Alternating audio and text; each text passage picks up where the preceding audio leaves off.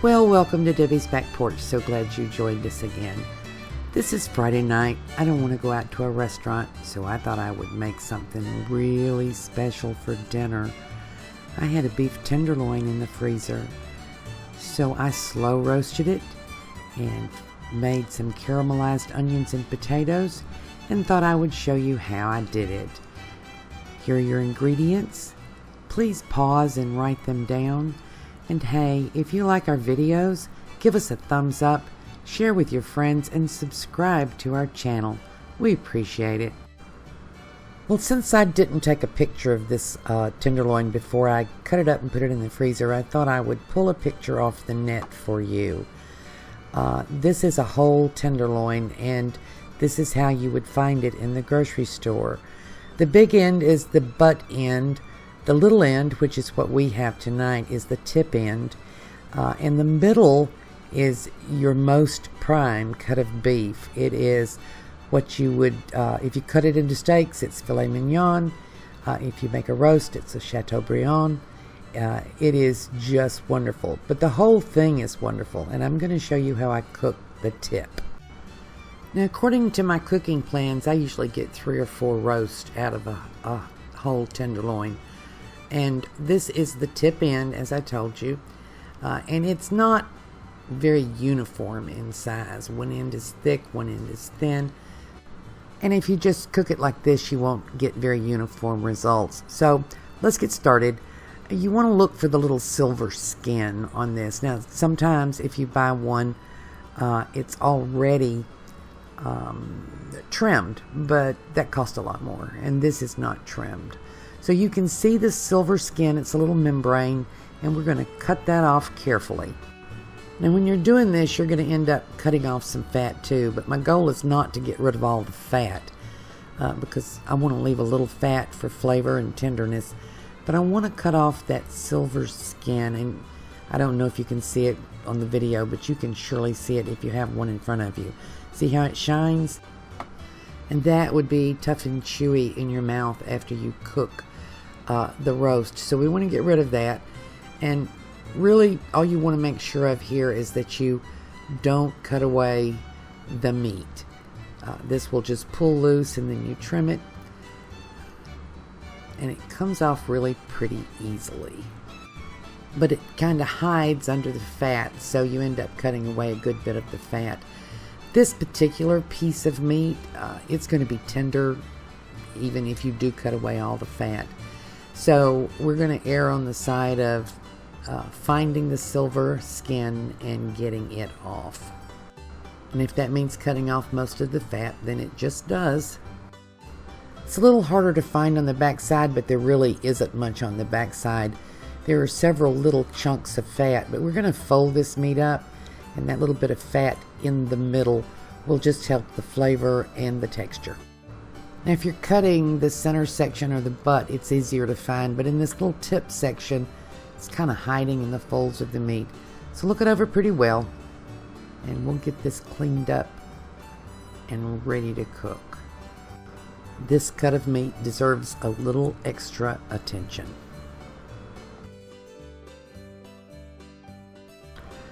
So we're going to pat it dry, and then I'm going to use a dry rub. You can use plain salt if you like.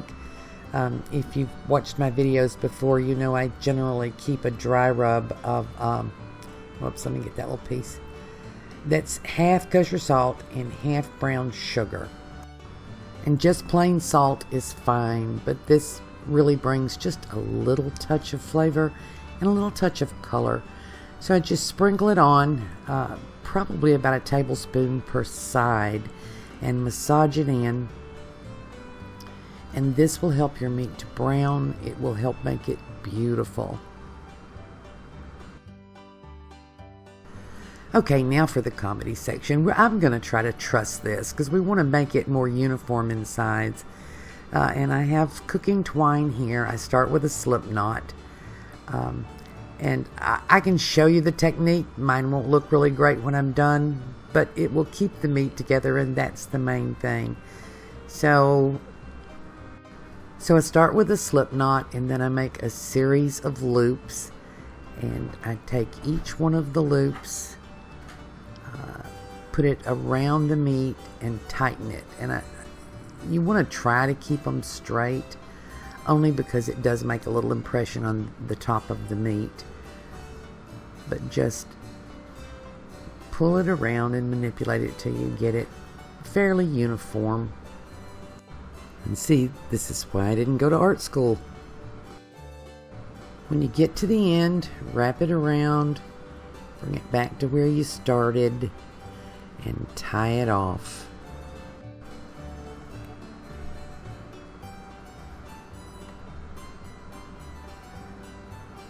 And then we're going to just trim the cord off. And you know, that's not too bad. Now it'll cook evenly. Meet you at the stove.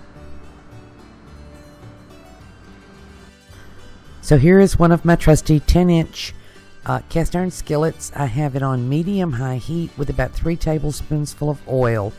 We're going to brown this all the way around because we're slow roasting. So we won't get a good brown in the oven. We're going to put the brown on it before we put it in the oven. This is about 3 minutes per side. Don't use butter. Don't use olive oil. You need a good vegetable oil to do this.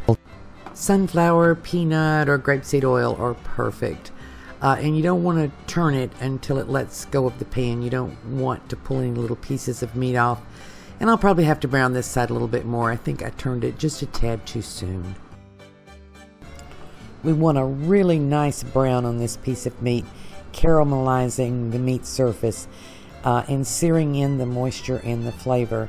I'm going to set this aside on a plate, catch any juices that come out of it, and then we'll be ready for our next step.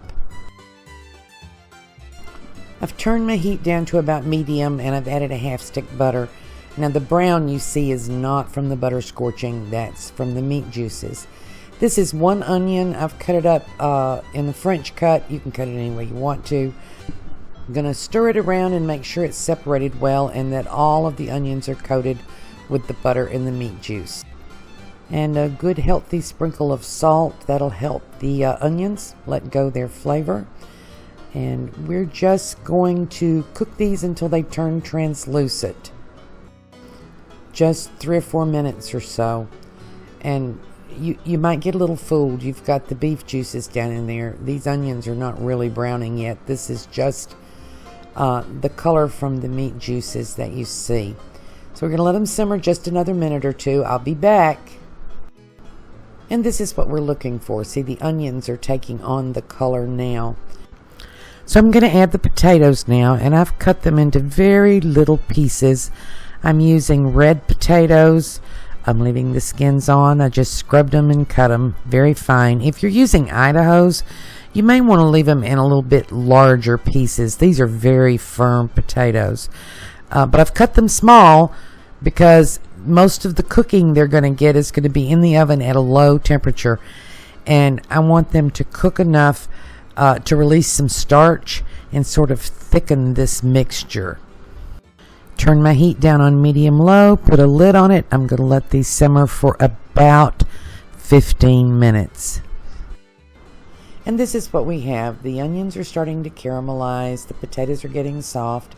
I'm adding some pepper. I'm using red pepper. You can use black. I'm adding about a 1/4 teaspoonful of thyme. You can use tarragon. You can use rosemary. I like thyme with potatoes, so that's what I'm going with. Now 3 garlic cloves, finely minced. This is my garlic from my garden, and the potatoes were from my garden too. Stir that around. And you know, you can tell this is right by the smell, but we're going to check the potatoes just to make sure they're done. See, they cut easily with the rubber spatula.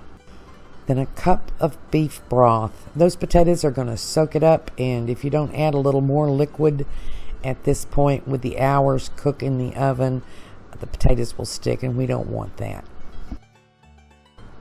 And you want to taste for salt and pepper and a little more thyme if you want, or any other kind of herbs you like. And my broth had salt, so we're good. I don't need to add anything else. My oven is preheated to 325. I'm adding a rack because I want to hold the roast up out of the liquid. That would be a braise. This is a slow roast. We're going to roast this for about an hour because I'm going for well done. I'd start with about 30-35 minutes if you want rare. We're going to check the internal temperature because roast size varies. You really have to go by temperature. And this is after an hour, and because we browned it first, you're going to have that wonderful color even if you're cooking rare.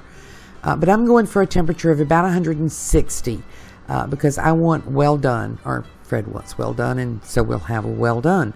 If you want rare, it's at about 140. If you want medium, it's at about 150. You want to cover this with either a lid or with aluminum foil and let it rest for about 15 to 20 minutes. And as it's resting, the temperature is going to rise about 5 to 10 degrees. So let's cut my non-artistic string off. And it'll sink down into the meat, so look very carefully. Then I'm going to slice this and plate it up and show you what we got. And I want to show you this because even though I cooked it well done, which is sacrilege to some folks, this meat is not a bit dry and it's just as tender as it can be. I'll show you. And you don't have to have a tenderloin to use this slow roast method. You could use a round roast, you could use a sirloin. See, that cuts with the fork. That's just as tender as it can be. And the slow roast method is actually really good for a less prime cut of beef because it tenderizes the moisture from the vegetables and the broth, and the low oven temperature help keep this meat from drying out. So if you're like Fred and you like your meat well done, you can still have it moist and tender. Thank you for joining us on Debbie's Back Porch. So glad to have you with us again tonight. I wish you could have a bite of this. It's so good. And see that potato? They have the texture of potatoes fondant because they've soaked up all of that broth. Just yummy. I hope you try this. Hope to see you again tomorrow.